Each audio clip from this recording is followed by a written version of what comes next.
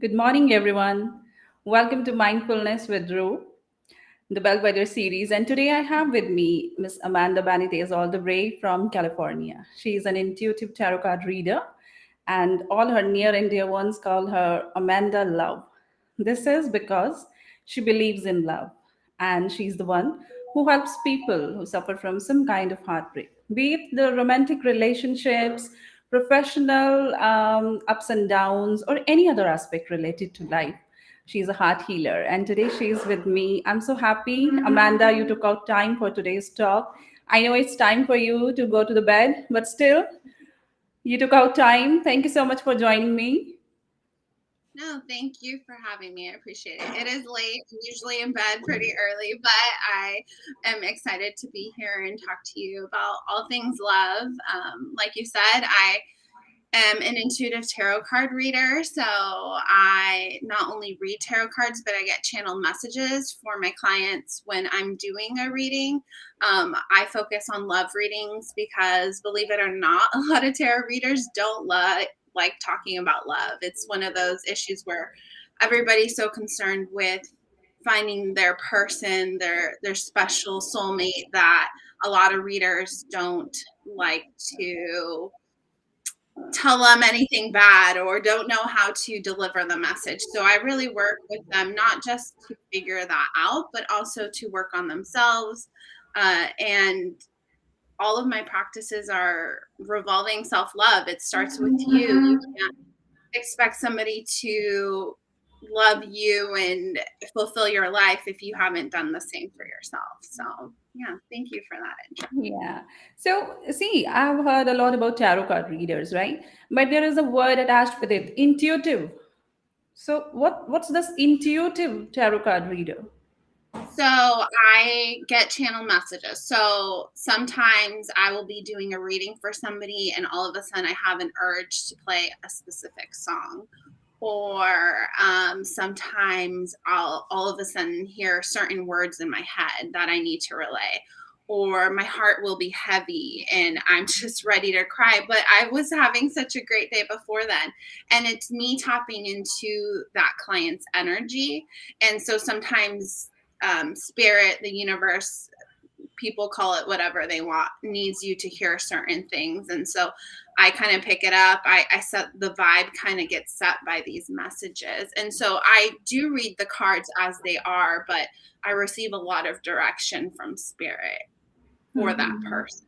So Um, it can be draining sometimes because you could be having a great day, but then you feel somebody's really sad energy.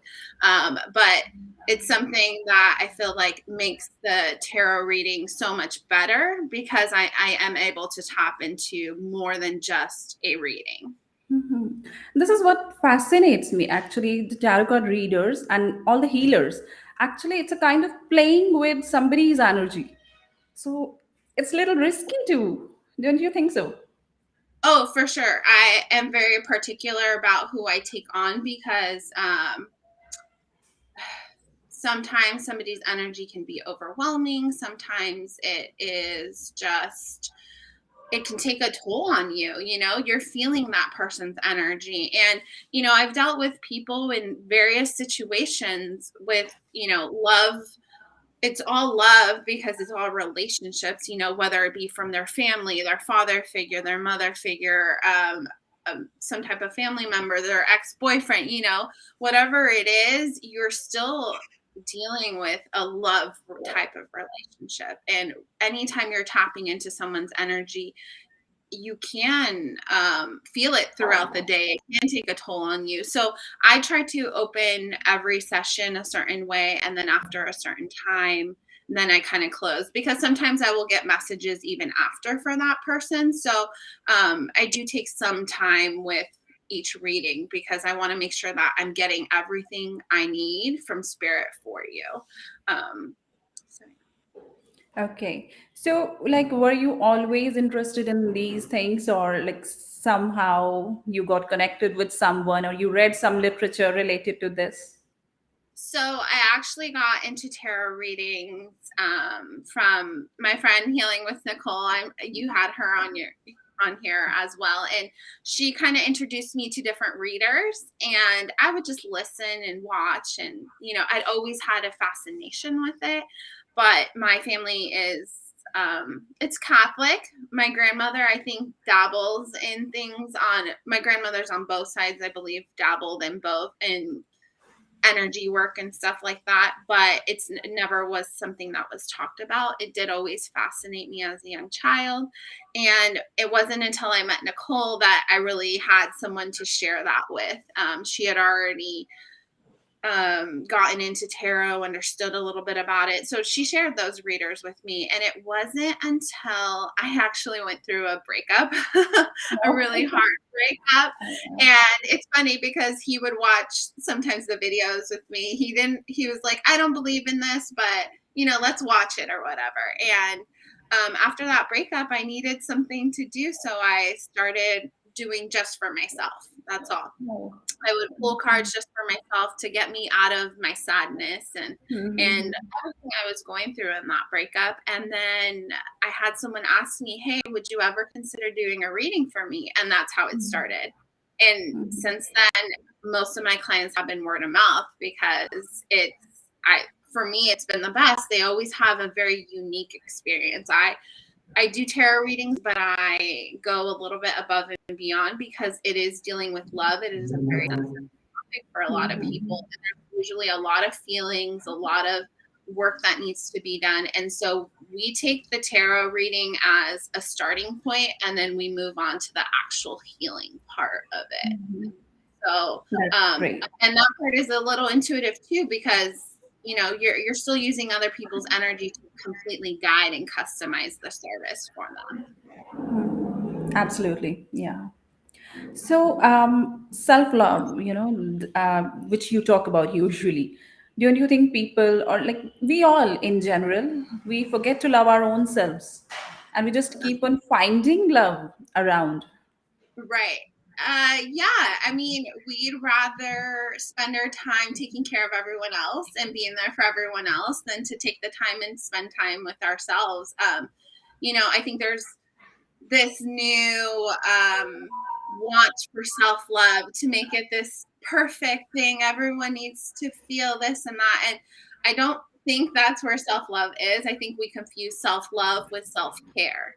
I think self-care is a form of self-love. If you make time for yourself, if you do things for yourself, that will help grow and work your self-love. But that's not all the work you need to do. Self-love is physical, it's mental, it's about your spirit, about just taking time for yourself, of setting boundaries. So, and I think people forget that. We're so used to let me do this for you because that's the way you're going to love me. And we shouldn't barter that way.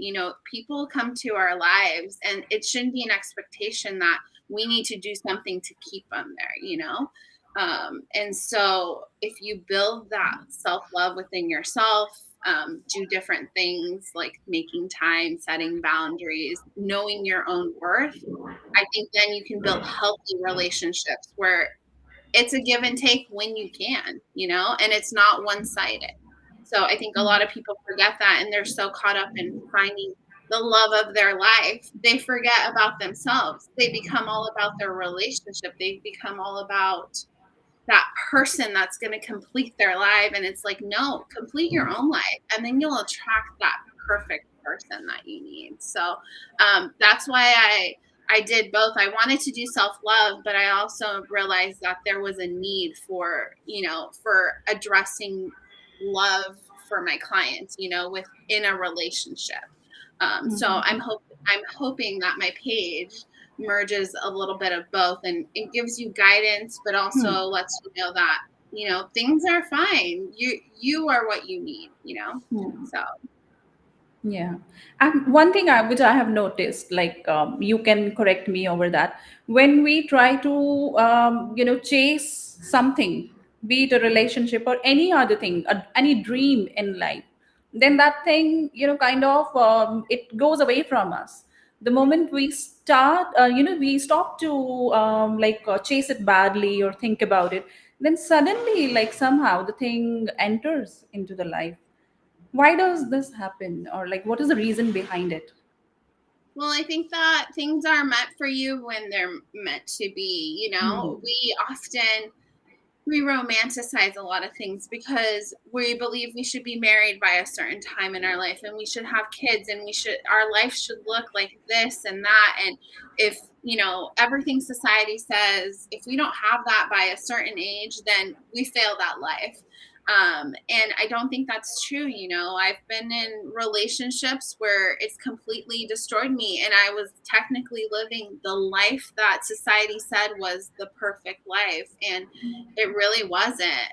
But then if you just let things come to you, gravitate towards you, just have a positive outlook about your life, who you are, what you value, then you attract the people you need to. But you need to know what's important to you first. I always say you have to be your own BFF, your best friend. Yeah. We talk so nicely to our best friend, yet we talk so poorly to ourselves a lot. And we don't like silence. We don't like being with our thoughts. And so I do like to push the envelope. Is it hard work? Yes. But wouldn't you rather feel light and free and like you are attracting good things in your life rather than forcing them to be there because you're trying to live the ideal? Absolutely. And the kind of the kind of glow we have on ourselves the moment we fall in love with our own self care or self-love, as you mentioned. So it's very important. And most of the time, I think our mind is involved in negative self-talk, and we try to demotivate our own self, degrade our own spirits. Oh, for sure. If you're always concerned with what's not going right instead of being grateful for what you do have, you're going to keep attracting the things you don't want because you're so focused on it. You see the glass half empty or half full kind of scenario. So I know some of the things that have helped me through my self help journey is being grateful for what I have, being grateful for what this moment is now instead of worried about what the future held or why I didn't do something better in my past. And it's like that moment is gone. Be thankful for what you learned in that journey and then move forward. The future is still yours to decide. And a lot of my clients get caught up on that because they think tarot is going to tell them how they're going to map out the next 20, 30 years of their life. And it's like the tarot doesn't work like that. The tarot is here as a tool to guide you. It sometimes makes you realize the things you already knew but couldn't admit to yourself. But it's not about the future. You always have free will. And tarot is just kind of like your wake up call. If you really want to do this is going to be your outcome. But the reality is you want more than that, kind of thing. That's kind of the thing is there's no your life isn't set in stone. There's always choices, and you're constantly making the choices that will lead you to the next phase of your life. Hmm. Just I'll take these words of yours only. I just want to ask you that is it like correct? What do you think personally that if we are so much dependent on these readings that like as you mentioned the clients they want on every step of your life, on every next step you want to take, and you want the reading first. Is it like appropriate? No, there are certain times that you should get a reading. I think readings are when you're at a crossroads, when you have something you really can't answer right now. You really need some clarity on. I don't actually, I've been surprised in the time that I've been doing this that I don't have clients that have gotten obsessed because I could totally see the obsession for wanting to know the next. And sometimes, the tarot reading does tell you something that hasn't come into your life. It's about to Yeah. come. You don't really understand it half sometimes, but it just needs you to know. And you might not understand the words until after it's happened. But I can definitely see the obsession. We want to know because we want to control everything. We want to know what's going to happen next, what's going to do. But if you let that rule your life, you're kind of just wasting your own money. There's only so much the tarot is going to tell you. And sometimes it will retell you the same thing because it doesn't have anything further to tell you. So I think when you go to get a reading, you really have to go with a reader you feel comfortable with. Go with a reader that asks the right questions. You know, the more you give the tarot, the more the tarot is going to give you. um, you have to kind of click with that. It's a relationship. You know, this person might find out deep, intimate things about you that you didn't even tell that person. I've had that happen.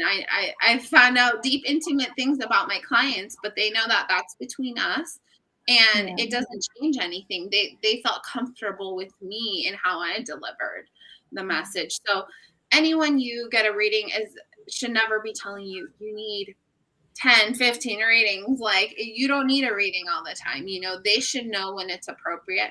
It's fine if you're curious about it, if you want to know more about what tarot is, you have a certain situation. But if you're getting them constantly, you're wasting your money. And somebody's just trying to get your money, which I get it. Most of them do it as a full business.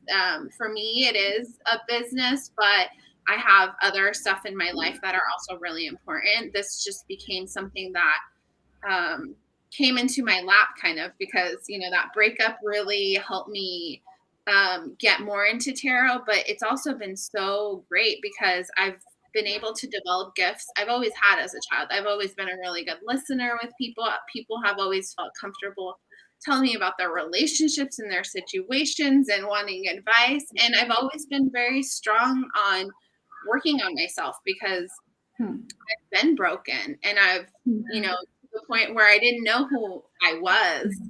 And so I never wanted to be in a relationship where I was defined just by the relationship. You know, I enjoy having my hobbies. I go to hot yoga. I have friends. I do things that make me happy. Um, and so if you're looking at the tarot to fill something in your heart that's missing, it can't do that. Nothing can. Not even a person. Mhm. That's beautifully said, actually. And as you mentioned, you were broken and then you heal yourself, and gradually you went on to heal others. I feel that most of us, we are broken some way or the other. But then we forget to, heal our own selves and to fall in love with our own self. And we keep on then blaming the fate, destiny, that this always happens with me, I'm a bad luck, this and that, and all kind of negative talk. It keeps on moving ahead in our heads. And but some of us then gradually we come to know that no, actually it is, I have to first respect my own self and be positive, and then suddenly we see everything turning into positive around us. Right. And it's a journey. You know, I still have my moments. I think I posted yesterday or something or the day before I was crying. I had journaled and I had written all these things that, you know, I do automatic writing. So anything that comes out is basically I write it without even thinking about it. And, you know, some of the things that came out, I was actually really shocked because I was like, whoa, is this how you really think about yourself? Okay, so that's fine. Let's work on this. There are certain parts of your life right now that are hurting. So let's work on it. You know, and so that's what I did. I was like, okay, this is what I need to focus on. So in the morning, when I do my morning ritual, which that's like my self care, you know, I wake up, I journal, I meditate. I'm not that great at meditating. It's something I've built. Um, but it's definitely, you know, a great time to like hug yourself or just tell yourself, you know, I tell myself I'm bold, I'm brave, I'm beautiful, I'm worthy, I'm safe, and I am lovable. Yes. And then I say, I love you at the end. And it's like, we don't think that the words we say to each other matter, to ourselves matter, but they do. They make such a difference. And, um, you know, we are constantly going through life saying, why do I choose the same men or women in my life? Why do I have the same types of friendships? Why do my family think that they can rely on me to fix all of their problems? And it's because we are used to that. We're used to that type of relationship. And so if we want different, we need to do different. Yes, Um, yes. And so that's kind of the thing is like you're always going to work on yourself. You're never going to be perfect. If you're waiting to get into a relationship because you want to be perfect, that's never going to happen. You're always going to be Mhm. working on yourself, but you can work on yourself and still be in relationships. You can still live a beautiful life. You can still do the things you want. Just make sure that, if you're giving yourself to others in relationships, that you're also giving to yourself, that you're Yeah. making that time for yourself. Mhm. And you're going to be changing, and hopefully those people change with you. With you, absolutely. So, on this thought, Amanda, we are going to watch certain glimpses of your life and the people who are there in your life. So, I'm very excited to meet everyone. So, let's see.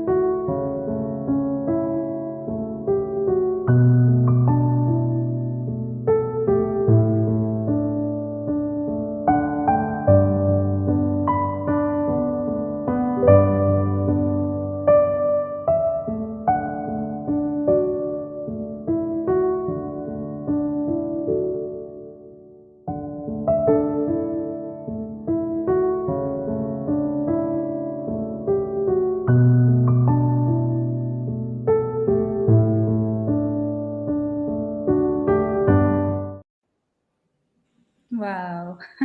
Beautiful, beautiful family you've got. Who were those two Thank cute you. babies over there? So that's my niece and nephew. I don't have any children, but my brother. So I have some half brothers and sisters, but my full brother it has two small kids. So that was his little girl and his little boy. So Okay. they're And like, are you people like a closely knit family as it was visible in the photographs? Yeah, so my father is Cuban and my mother is Mexican, so I come from a Latino family. Some of those pictures showed my dad's side of the family that lives in Miami, and Okay. then some of the photos showed family from my mom's side that lives here. I live in California, so a lot of them live here as well. Nicole was also there. Nicole is actually one of Yes. my closest friends, Yeah, I and saw her. I actually met her through she dated someone in my family and she became one of my best friends even after they Right. broke up. Mhm. And then my dog, who is Mhm. my probably one of my most important things in my life because we've been through a lot together. Yeah. And yeah, just friends and Mhm. other family. So I Mhm. live. I'm very close to my parents and my brother. We're very tight.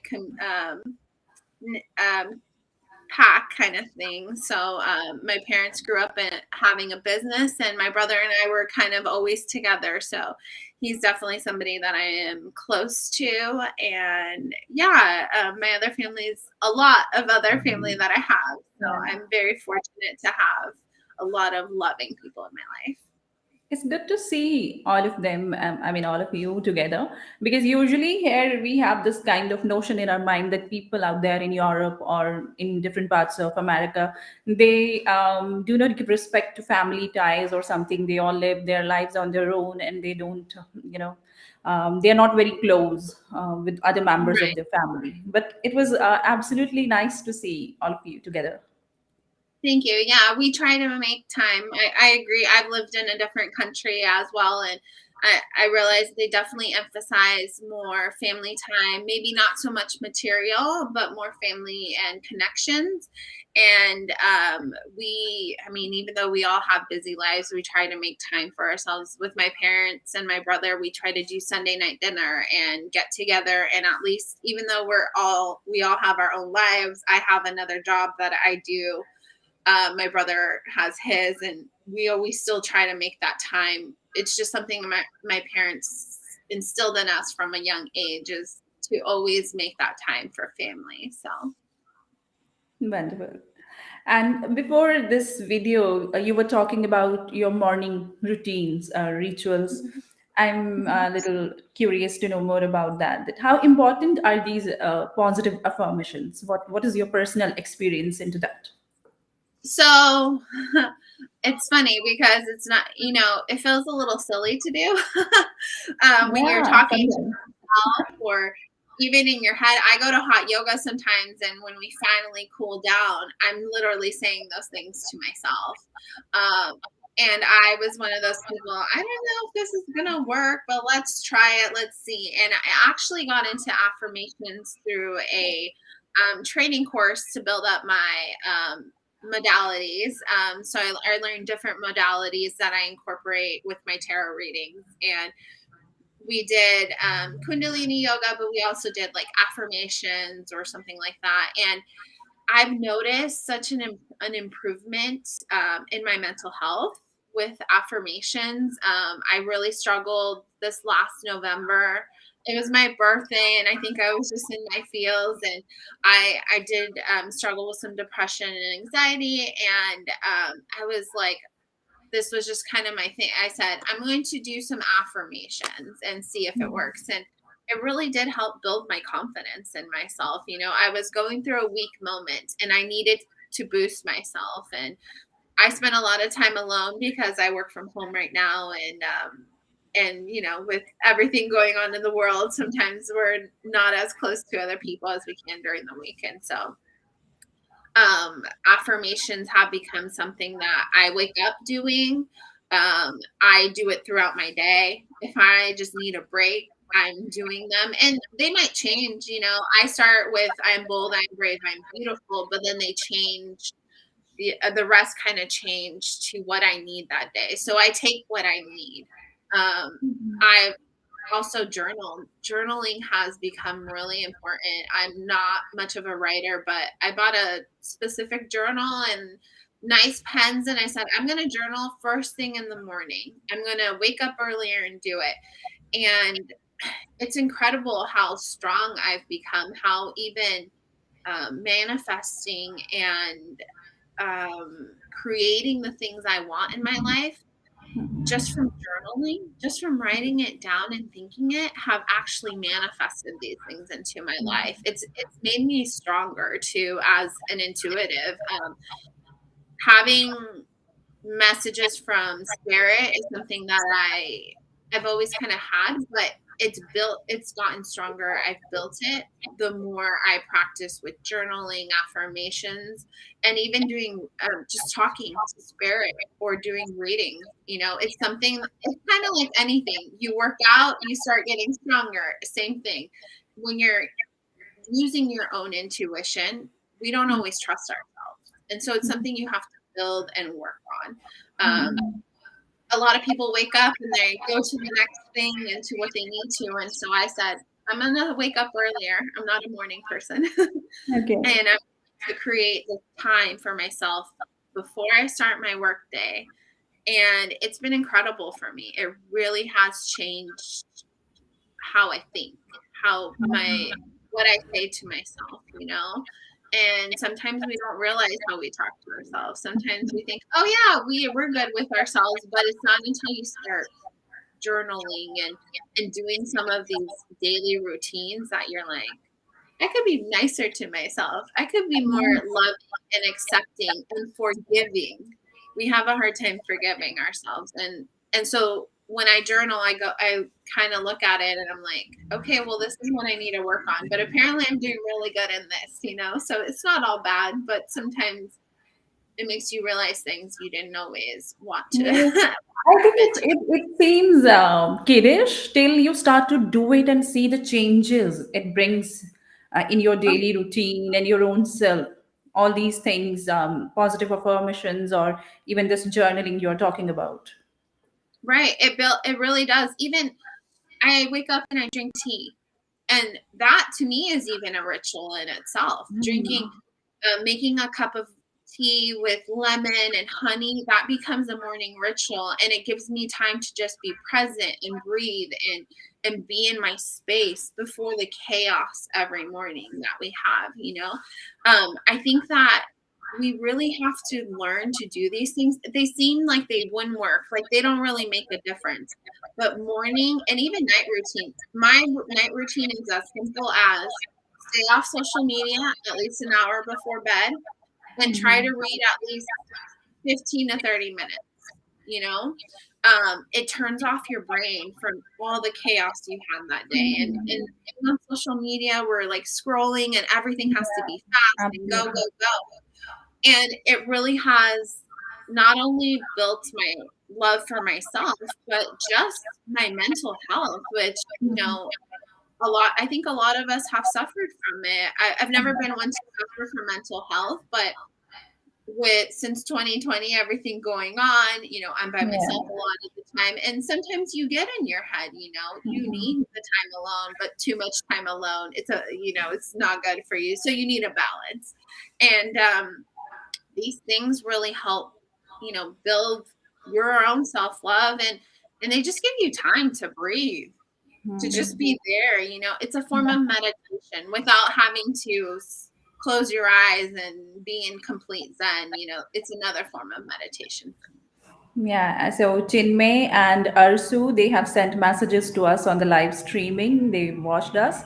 They've appreciated. Thank you so much, Arsu. Thank you, Chinmay. Thank you for watching us. Okay, so Amanda, what piece of advice would you like to give to the souls out there?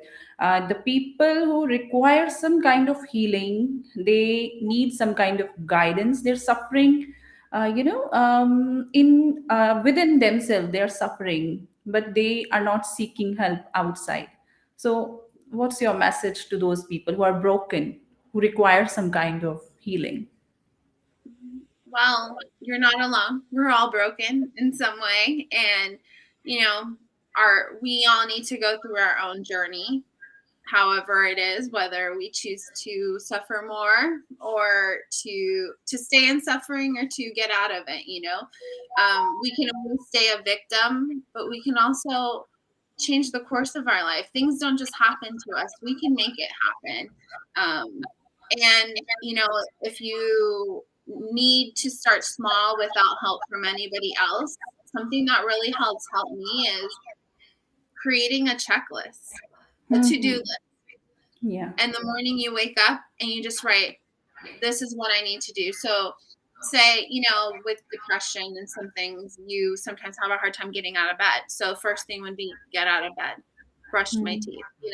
If you need to take it that simple, do it. But at least check it off every time you complete something, because that's going to make you feel so good about what you've done in that day. If you just need to, feel more accomplished, do the same thing. To-do list. I truly believe that just having that list and being like, I accomplished this, gives you a serotonin boost. You're like, oh my God, I did this. Yes, I feel good. And so then that's going to help you build more stuff. Okay, what else can I do for myself? How else, what else can I check off my list?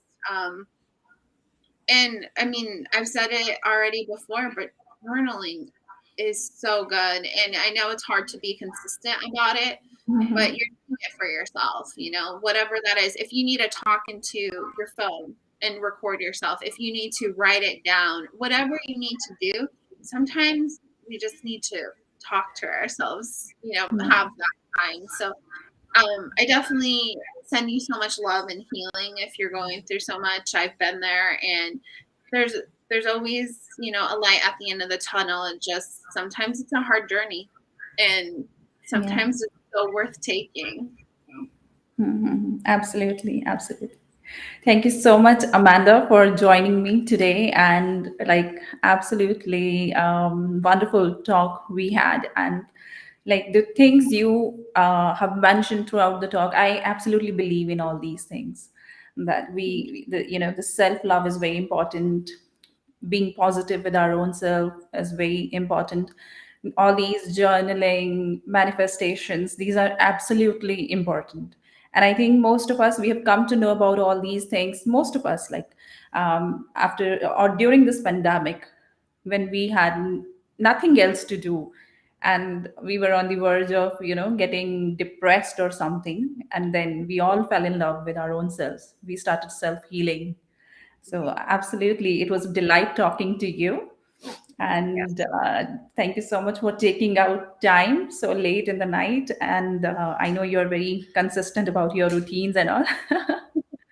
I tried to be, but no, this was a pleasure. And anytime I can talk about self love or help people, I am all about it. So I do this because I care, and it's not for all the other benefits. I enjoy helping people, and I think that there's so much we can do for ourselves, and there's always a journey, and there's always a solution, and so we just have to learn a little bit more about ourselves and really put ourselves first. So thank you so Hmm. much for having me. Absolutely. Thank you so much. Thank you, everyone. So, this is Amanda Benitez from California. She talked about self healing. I hope you all were able to connect with many of the things she said and she's practicing. I wish you all the best for your future endeavors, Amanda. Thank you so much for joining me. Thank you, everyone, for joining us.